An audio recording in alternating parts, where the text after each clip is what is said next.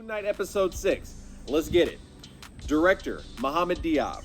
Written by, but they said teleplay in this episode for some reason, Jeremy Slater and Peter Cameron and Sabir Pirzada. EPs, Kevin Feige, Louis Despacito, Victoria Alonso, Brad Winderbaum, Grant Curtis, Oscar Isaac, Mohamed Diab, and Jeremy Slater. The main cast, Oscar Isaac as Mark Spector / Stephen Grant / Jake Lockley / the Moon Knight, May Kalamawi as Layla Al-Fuli / the Avatar of Taweret, Ethan Hawke as Arthur Harrow, F. Murray Abraham, always creepy, always enjoyable, as the voice of Khonshu, Antonia Salib as the voice of Taweret, and Saba Mubarak as the voice of the terrifying but regal Amit. That was one of the best parts of the episode, was the animation on that crocodile of Amit. Great job. It was really good. Okay. This episode, we have a saying in the black community, they were wrong for this. Okay? They were wrong. Yeah. Starting with the positive, it had the best fighting of the entire series. Easily. We got to see some true battles. It's what everybody wanted to see. Moon Knight actually fighting. Khonshu squaring up with Amit. These are great moments. The animation on Amit, like I already said. And like the moment where Steven or Mark comes back out of the tomb and resurrects as Moon Knight, man, that's one of the dopest visual moments probably of any Marvel series. It was awesome. The bullets came out of his chest. It was just dope. So it had some great moments. Okay. But now to get into what happened in this episode. They backtracked on everything they had done up to this point. And I'm really not sure why.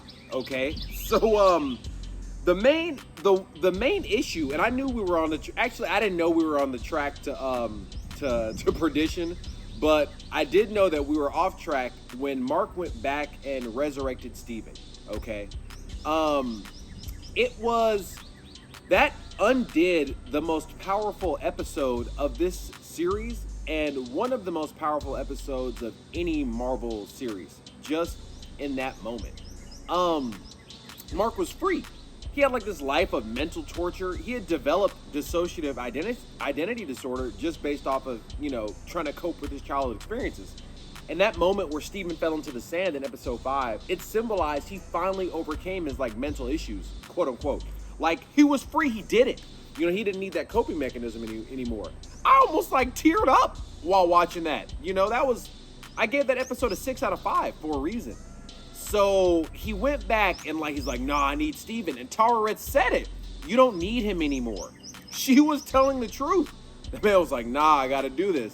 I was like, okay. Because it was saying I don't even know what it was saying. It just, he overcame the exact thing that was holding him back. And he was like, nah, let me get that back. Just crazy. So that kind of hurt me almost personally because that episode 5 was just I know a lot of people probably related to that, maybe even needed that. So yeah. But I was like, well, whatever. I can get past it, I guess. But that was just the beginning.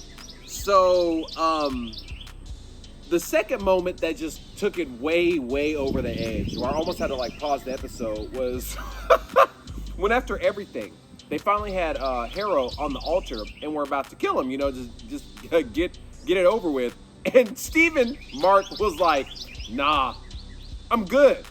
Like what? Khonshu was like,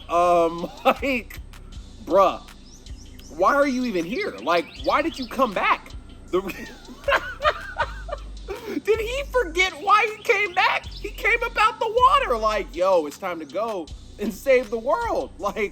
I will finally get rid of Harrow.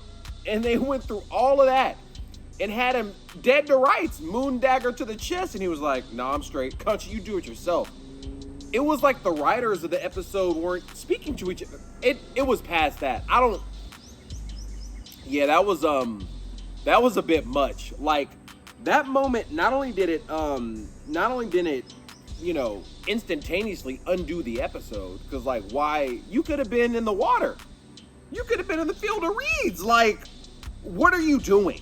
So not only did it undo the episode, it almost undid the entire series just in that moment. Because that was the whole point. They were trying to stop Harrow from the beginning. And I mean, for all intents and purposes, it was about to happen. He was like, nah, I'm straight. What do you mean you're straight? So, yeah. And I'm not even gonna get into that ending. Like, going back to the psych ward, I'm not really sure what they were trying to imply. So, yeah, going into the credits, that's where I, like, write down the cast and crew. I was like, I already knew I was giving the episode a 1 out of 5 because it was just, I don't know what happened. But I'm slightly impressed / like tickled at the idea that they had that post-credit scene.